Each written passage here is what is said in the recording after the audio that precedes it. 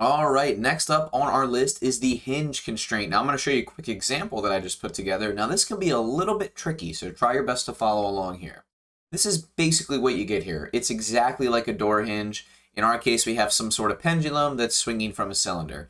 Now, in order to set something like this up, you're going to need multiple objects. So I'm going to go ahead and delete everything here. I'm going to add in some objects. I'll just start out with a basic cylinder and we'll recreate what we had last time. I'm going to go ahead and scale this down, rotate it on our y-axis, and this will be kind of the pivot point here.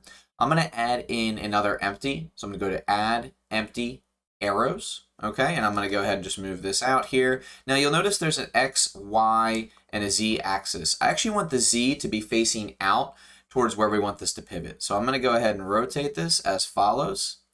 I'm going to go ahead and rotate it on the y-axis, negative 90 degrees. That way, our z-axis is pointing out. This is going to be the point of pivot, and this will make sense in a moment. Now we just need to add another object. I think in this case, I'll just add in another cube. I'll go ahead and move that along the x. I'll scale it down a little bit, scale it up, and I'm going to go ahead and move this down right here. That looks good to me. And then I'm going to go ahead and just quickly hide the cylinder. I'm going to move our cube towards our origin up here. I just want our origin of our cube to be somewhere towards the top. So now that our world cursor is right here, I'm going to right click on our cube, set origin to 3D cursor. Now you'll notice if I move our cube, that little orange dot is at the top now, and that's exactly what we want.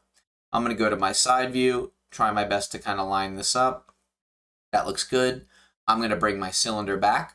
Now I'm going to add a passive rigid body to our cylinder.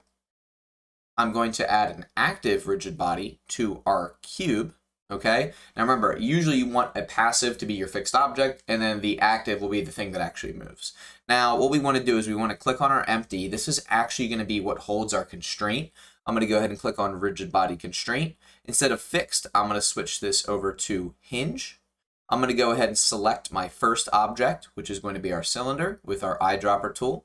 Now our second object, I'm going to select our cube. Now if we go back and press play, not too much should happen. You can see that this is sort of rotating a little bit like a hinge. However, we want to go ahead and make sure we have this Z angle checked. And then you see this Z lower and upper. These are basically the limits of how much everything can rotate. Right now, you're not going to notice too much. I'm going to go ahead and set those to very high numbers. Very low negative number, you can set it to whatever you want, and a high upper number. That way we don't have any limitations with our rotation.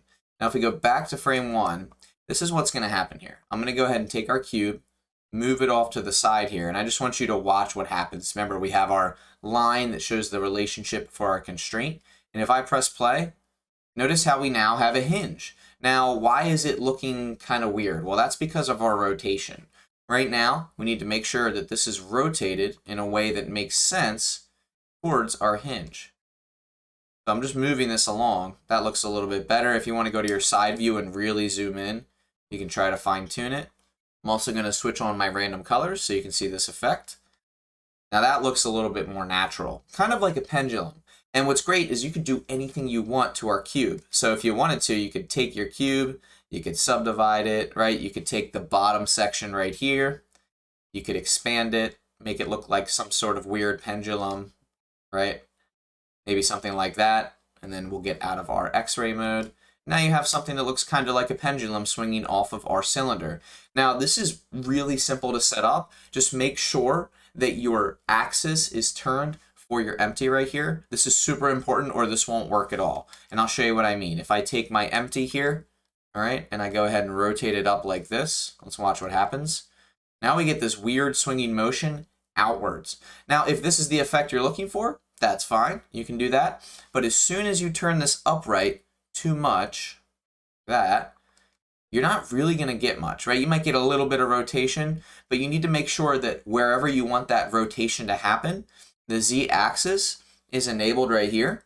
Just make sure it's turned upright like this. And remember, wherever that is where this is going to rotate from. So if it's all the way up here, you're going to get a crazy rotation like that, right? And if you go back to frame 1, always go back to frame 1 before you replay. Now we get a completely different rotation based on where that is. And this looks really cool. The next one we're going to go over is the slider constraint.